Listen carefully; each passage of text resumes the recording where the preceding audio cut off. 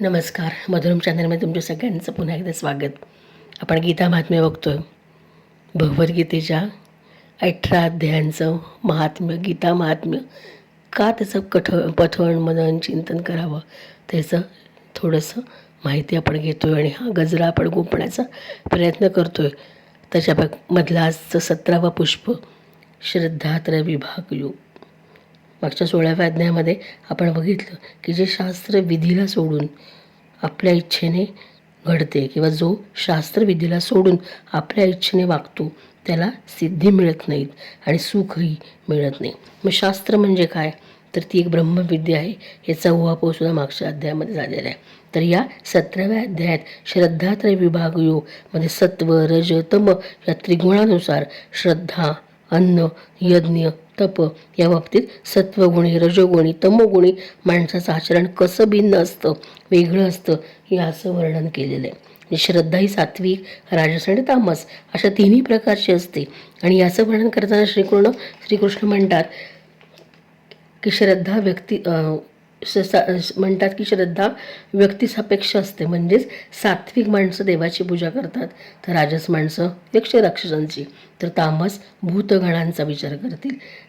जी शास्त्राला सोडून केवळ कल्पनेप्रमाणे घोर तप करत बसतात, दांभिक असतात, आसक्ती त्यांच्याकडे असते, अहंकाराने युक्त असतात, जे शरीरातील भूत जाणतात, ते श्रीकृष्ण म्हणतात मला देखील कमजोर करतात आणि ते आसुरी स्वभावाचे असतात. म्हणजे अर्जुनाला ते ओळखण्यास सांगतात की तू माणसं ओळख.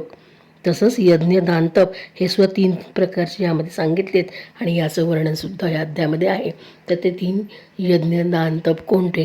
तर आपण पूर्वपेठिका बघतो अध्यायाची, याचं वर्णन ह्याच्यामध्ये येतं, ते ओघानं येईलच. सगळ्याचा पाया काय असणार आहे? श्रद्धा असणार आहे. म्हणजे श्रद्धेशिवाय केलेलं हवन, दान, तप हे शुभ जरी असलं तर ते फलदायी होत नाही. म्हणजे ते अशुभ असतं असं नाही, पण तुमची जर श्रद्धाच नसेल आणि तुम्ही जर केवळ कर्तव्य म्हणून, जगराटी म्हणून, लोकांनी केले म्हणून एखादी गोष्ट केली तर त्याच्यामध्ये जरी ती शुभ असली तरी त्याचं फळ तुम्हाला फलदायी मिळेल असं म्हणता येणार नाही. म्हणजे या सगळ्या क्रियांची सुरुवात ही कशाने होते? ओम म्हणजे ओंकाराने होते, परमात्म्याच्या स्वरूपाने होते, याचा उच्चार करून होते. सत आसक्ती, आस्तिक बुद्धी, आणि तत् म्हणजे फळाची अपेक्षा न करता कर्म क्रिया करण्याचं विधान. म्हणून ओम तत्सत ही ब्रह्माची नावं याच्यामध्ये सांगितलेली आहेत. ओम तत्सत ब्रह्माचे त्रिविध नाम, सृष्टी आरंभी या 3 नावे. ब्राह्मण वेद यज्ञ निर्मिलेसे, यज्ञ दानता पारंभी, म्हणून ओंकार उच्चारितसे असं म्हणता येईल. ओम तत्सत ब्रह्माची 3 नावं आहेत आणि त्यासाठी कोणाचे निर्माण केलेलं आहे? तर ब्राह्मण, वेद आणि यज्ञ. आणि यज्ञ, दान, तप याच्या सुरुवातीला या ओंकाराचा उच्चार केला जातो. म्हणजेच ओंकार हे परमात्म्याचं स्वरूप आहे असं म्हणता येईल. थोडक्यात श्रद्धा असेल तर नकळत याद्वारे काय घडणार आहे? उपासनाच घडणार आहे. कारण तुमच्या मनामध्ये श्रद्धा असेल तरच काय होणार आहे? कुठली कृती होणार आहे? तर भक्ती, तुमची श्रद्धा असेल तर भक्तीद्वारे तुमच्यातनं कुठले कर्म घडेल. कर्म घडलं तर त्याच्यामधनं तुम्हाला काय मिळणार आहे? मोक्ष मिळणार आहे असं जो म्हणता येईल. म्हणजे श्रद्धा, ज्ञान, भक्ती हे सगळी एकाच माळेचे मणी आहेत असं म्हणलं तरी वावगं ठरणार नाही. कारण श्रद्धा असल्याशिवाय आपल्या हातनं भक्ती घडत नाही. भक्ती घडली तरच आपल्या हातनं कर्म घडेल. कर्म कधी घडेल? जेव्हा आपल्याला ज्ञान प्राप्त होईल. आणि ज्ञान कधी प्राप्त होईल? जेव्हा आपलं मन आणि बुद्धी हे त्या दृष्टीने विचार करेल. आणि मगच आपण काय होणार आहे? तर उत्तम भक्त होणार आहोत. आणि भक्त झालो की आपल्या हातनं काय घडणार आहे? उपासना घडणार आहे. आणि मग या सगळ्यामधून आपण कोणत्या प्रकारचे माणूस आहोत? सात्विक आहोत, तामस आहोत का राजस आहोत? याची स्वतःला झालेली काय असणार? ती ओळख असणारी, जी आपल्यालाच करायची काय असं वाटलं या अध्यायाद्वारे थोडंसं. आणि मग श्रीकृष्ण अर्जुनाला म्हणतात की जेव्हा तुझ्या मनामध्ये द्वंद्व असेल की काय करावं आणि काय करू नये, तेव्हा तू शास्त्राचा आधार घ्यायला हवास. शास्त्रविध कर्म करायला हवीत. साधना सात्विक असावी. आणि हेच मर्म या अध्यायात नकळत सांगितले गेले की काय असं वाटलं. आणि याच्यामध्ये सगळ्यात छान सांगितलेली गोष्ट, चार्मिंग जो मी शब्द वापरते, तर मला आवडलेला म्हणूया आपण, किंवा जास्त मला आवडलेली गोष्ट असली की वाणीचं तप, याचा उल्लेख या श्लोकाचा इथे केलेला आहे. कारण सध्याच्या कलियुगामध्ये आपलं हेच एक अमोघ शस्त्र आहे वाणी आपली. आत्तासुद्धा आपण तुमच्याशी मी कनेक्ट करते, तर हे कशामुळं करते, तर माझ्या या वाणीमुळेच कनेक्ट करते. जर तिने जर वाणीमधनं जर आवाजच निघाला नाही तर मी बोलू शकले असते का? नाही. तर माझ्या आवाजाला हा रियाज म्हणूनच मी गीतात्म श्रावण महिना म्हणून सांगण्याचं प्रयोजन करत होते, आणि ते तुम्हाला आवडत असेल अशी अपेक्षा करते, आशा करते. आणि श्रीकृष्णचरणी हे सगळं मी अर्पण करते आणि त्यातनं अलिप्त होती. तर हे वाणीचं तप असलेला हा श्लोक मला जास्त भावला याच्यामधला. तो चार्मिंग श्लोक या अध्यायातला असं मला वाटलं. अनुद्वेगकरं वाक्यं सत्यं प्रेहितं च यत् स्वाध्यायाभ्यसनं चैव वाङ्मयं तपोच्यते. च यत् अनुद्वेगकरं प्रियहितं सत्यं वाक्यं च स्वाध्यायाभ्यसनं तत् एवं वाङ्मयं तपोच्यते. म्हणजे जे भाषण किंवा जी बोली किंवा जे तुम्ही बोलणार आहात तर ते यथार्थ असावं आणि ते शास्त्राला धरून असावं. तसेच परमेश्वराच्या नामजपाचा अभ्यास निस्संदेह करावा, आणि हेच वाणीचं तप आहे असं सांगता येईल. म्हणजे वाङ्मयीन तप यात सांगितलेलं आहे वाणीचं. वाणी अनुद्वेगकरम असावी, ती हितकारक सत्य असावी, मन बुद्धीशी सांगण घालणारी असावी, तिच्याकडून वेदाभ्यास घडत नामस्मरण घडत राहावे, आणि हा स्वाध्याय असावा असं वाटलं. आणि इथं आपण असा अर्थ घेऊया की आपल्या अध्यायाचे किंवा आपले आपणच परीक्षण आपण स्वतः करावं, स्वतःच एक शास्त्र आहोत असं समजून स्वतःलाच जाणून घ्यावं, आणि हाच आपला स्वाध्याय असणार आहे. कारण आपल्या वाणीतून बोललेले प्रत्येक शब्द हा स्वर आपल्याच तोंडांमध्ये कधीतरी परत भविष्यामध्ये येतो, हे शास्त्र सांगतं. युनिवर्स लॉ हा आपल्याला माहिती आहे. त्यामुळे वाणीचं तप म्हणजे एक तुम्ही जे बोलता ते कसं असावं, हितकारक सत्य असावं, बुद्धीशी सांगड घालणारं असावं असं नकळत तिथं वाटलं.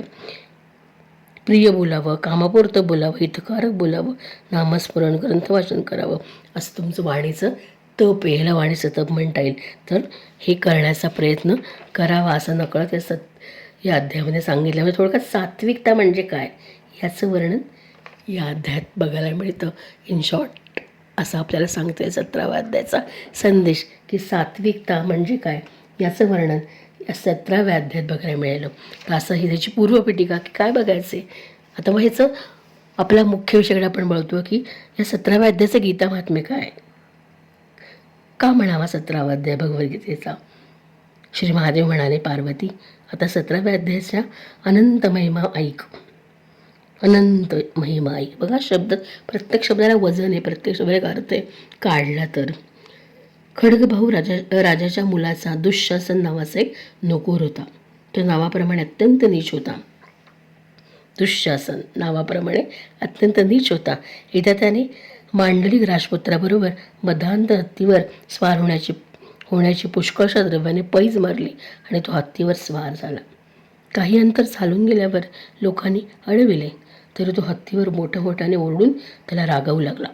त्याचा आवाज ऐकून हत्ती भयंकर चिडला आणि त्याच्यावर बसलेला दुःशासन पाय घसरून जमिनीवर पडला.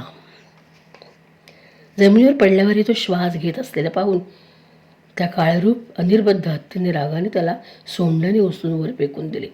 वरून पडताच त्याचे प्राण निघून गेले. मेल्यावर त्याला पुढचा जन्म हत्तीचा आला. दुःशासनाला सिंहल द्वीपाच्या राजाकडे त्याचा बराचसा काळ निघून गेला. हत्तीचा जन्म आल्यानंतर सिंहल द्वीपाचा राजा व खड्गभाऊ याची घनिष्ठ मैत्री होती, म्हणून त्याने जलमार्गाने तो हत्ती मित्राला खुश करण्यासाठी खड्गभाऊकडे पाठवून दिला. एकदा राजाने श्लोकाची समस्यापूर्ती एका कवीने मनपसंत केल्यामुळे त्याला पारितोषिक म्हणून तो हत्ती देऊन टाकला.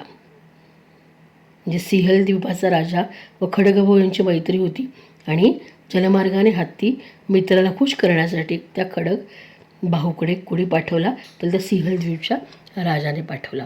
आणि त्या राजाने खड्गभाऊने एका कवीला तो हत्ती पारितोषिक म्हणून देऊन टाकला. त्या कवीने तो हत्ती मालव देशच्या राजाला 100 सुवर्णमुद्रांना विकून टाकला. कालांतराने तो हत्ती काळजीपूर्वक पाळूनसुद्धा असाध्य रोग झाल्यानं आसन्न मरण झाला. माहुताने राजाला हत्तीची सर्व अवस्था तात्काळ जाऊन सांगितली. माहूत म्हणाला, महाराज, आपला हत्ती फारच अस्वस्थ आहे. त्याने खाणेपिणे आणि झोपणे सोडून दिले आहे. याचे कारण काय असावे समजत नाही. माहुताने सांगितलेले वर्तमान ऐकून राजा हत्तीचा रोग जाणणाऱ्या मंत्र्यासह तेथे गेला. हत्ती रोगग्रस्त होऊन पडला होता. राजाला पाहताच हत्ती रोगामुळे होणारी पीडा विसरून लोकांना आश्चर्य वाटेल अशा वाणीत बोलू लागला. कोण? हत्ती. कोणाला बघून? राजाला बघून. हत्ती म्हणाला, सर्व शास्त्रांचे जाणकार, राजनीतितज्ञ, शत्रुंजय व भगवान महाविष्णूंचे भक्त असणारे महाराज, या औषधांचा काय उपयोग? वैद्यापासूनही काही फायदा होणार नाही. दान किंवा तप करून तरी काय उपयोग होणार? आपण कृपा करून. जेव्हा ते भेटायला राजा गेला हत्तीला, तेव्हा हत्ती स्वतः म्हणाला की सर्व शास्त्राचे जाणकार, राजनीतितज्ञ, शत्रुंजय, भगवान महाविष्णूंचे भक्त अशी उपमा त्यांनी राजाला दिली. या औषधांचा उपयोग काय? त्याचा काही उपयोग होणार नाही. दान किंवा तप करून तरी काय होणार आहे? आपण कृपा करून गीतेच्या 17व्या अध्यायाचा पाठ करणाऱ्या कोणाला तरी ब्राह्मणाला बोलवा. हत्ती सांगण्याप्रमाणे राजाने तशा ब्राह्मणाला बोलावले. त्यानंतर गीता पाठ करणाऱ्या ब्राह्मणाने जेव्हा 17व्या अध्यायाच्या श्लोकांनी अभिमंत्रित केलेले पाणी हत्तीवर टाकले, तेव्हा दुःशासन हत्तीचा जन्म सोडून मुक्त झाला. बघा, पहिल्या जन्मातनं त्याला पुनर्जन्म मिळत गेला आणि त्याचा प्रवास कसा घडला आणि पुन्हा गीतेच्या 17व्या अध्यायामुळे त्याला मुक्ती मिळाली आणि तो पुन्हा दुःशासन हत्तीचा जन्म सोडून मुक्त झाला आणि राजानं दुःशासन इंद्रासारखा तेजस्वी होऊन दिव्य विमानावर आरूढ झालेला पाहिला. जे त्या राजाने दुःशासनला पुन्हा बघितलं तेव्हा त्याला विचारलं, हे दिव्य पुरुषा, पूर्वजन्मात तू कोण होतास? तुझे स्वरूप कोणते होते? वर्तन कसे होते? कोणत्या कर्माने तू हत्ती होऊन इथे आलास? हे सारे मला सविस्तर सांग. असे राजाने विचारल्यावर दिव्य स्वरूपात असलेल्या दुःशासनाने, आता त्याचं कर्म वाईट होती म्हणून तो दुःशासन होता, पण इथंच नाव ह्याचं बदलणं गरजेचं वाटलं का? दुःशासनाने विमानात बसल्याच पूर्वी वर्णन केल्याप्रमाणे असलेली आपली हकीकत यथासांग सांगितली. त्यानंतर मालव देशाचा राजाही गीतेच्या 17व्या अध्यायाचा पाठ करू लागला आणि त्यामुळे लवकरच त्याला मुक्ती प्राप्त झाली. म्हणजे हे सगळं ऐकल्यानंतर मालव देशाच्या राजाने सुद्धा ती गीतेच्या 17व्या अध्यायाचं पठण चालू केलं आणि लवकरच त्याला मुक्ती प्राप्त झाली. मोक्षसे ज्ञान मिळालं 17व्या अध्यायाचं आणि त्याला मुक्ती प्राप्त झाली. असा हा 17व्या अध्यायाचं गीता महात्म्य. का 17वा अध्याय म्हणावा? जसं मी बोलले की सात्विकता हीच या अध्यायाचं मर्म आहे असं म्हणणं तरी वावगं ठरणार नाही. कारण दुःशासनाचा पुन्हा दुःशासन जो कुकर्म करणारा होता त्याला सात्विकतेमध्ये बदलण्याचं धाडस कुणामध्ये किंवा कोणी केलं तर गीतेच्या या 17व्या अध्यायाने असं म्हणलं तरी वावगं ठरणार नाही. असाच काहीचा हा 17वा अध्याय गीतेचा, ज्याच्यामध्ये 3 प्रकारची यज्ञ, दान, तप सांगितलेली आहेच आणि शिवाय सत्व, रज, तम, सात्विक, तामसिक माणसांची ओळख कशी करायची हे पण अर्जुनाला ते सांगा. आणि सगळ्यात विशेष म्हणजे वाणीचं तप सांगितलेलं आहे.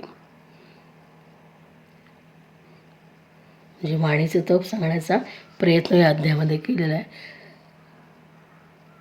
म्हणजे माणसाला आपण म्हणतो की नाही की सामान्यतः माणसाला दुसऱ्याच्या वर्मावर बोट ठेवायला जास्त आवडतं किंवा एखाद्याच्या जिभेला तलवारीची धार असते आपण म्हणतो. बोलणं एक माणसाला क्षोभप करेल असंच असतं. म्हणजे माणसाची जीभ मोठीत बाळ असते असं म्हणलं तरी आपण काही हरकत नाही. म्हणजेच जी गोष्ट नको आहे ती आपण जास्त बोलतो आणि जी हवी ती बोलत नाही. म्हणून वाणीचं तप करणं फार गरजेचं आहे. ती एक प्रकारची साधना आहे आणि तिला संयमित ठेवणं हे फार महत्त्वाचं आहे. म्हणून इथं सांगितलं होतं की प्रिय बोला, कामापुरतं बोला आणि हितकर बोलावं आणि ग्रंथपठण करावं. नामस्मरण करत करत आपली वाणी काय करावी? सुमधूर ठेवावी. हे वाणीचं तप या अध्यायामध्ये सांगितलेलं जास्त भावतं. म्हणजे ज्ञानेश्वरीच्या 13व्या अध्यायामध्ये सुद्धा करुणामय अशा साधुसंतांच्या वाणीचं पण समर्पक रसाळ वर्णन आहेच. तर साधकांनी याचा पण म्हणजे याचा विचार करता करता सात्विक, तामसिक आणि राजसिक या गुणामध्ये सात्विकतेला जास्त भर दिला जातो. कारण चांगलं चांगलं तेच फळतं आणि चांगलं चांगलं तेच आवडतं असंच म्हणता येईल. तर असा हा तर असा हा 17वा अध्याय श्रद्धात्रविभाग योग. बघा ना, एक छानपैकी पहिले आपण श्लोक सुरुवात अर्जुनाचा विषाद होता आणि तो विषाद घालवण्यासाठी हा सगळा पुढचा 18 अध्यायांचा गजरा हार ओला जातो आहे. त्याच्यामध्ये पहिले 1 ते 6 अध्याय कर्म, 6 ते 12 भक्ती आणि एकदा त्याची भक्ती मनामध्ये रुजवली गेली मग त्याच्यानंतर काय घडणं अपेक्षित आहे. तर तो उत्तम माणूस होण्यासाठी, सात्विक माणूस होण्यासाठी त्याने काय काय केलं पाहिजे याचा विचार हा पुढे या 13व्या अध्यायापासून ते पुढच्या अध्यायांपर्यंत केला की काय असं वाटलं. उद्या पुढच्या अध्यायाला भेटू 18वा अध्याय.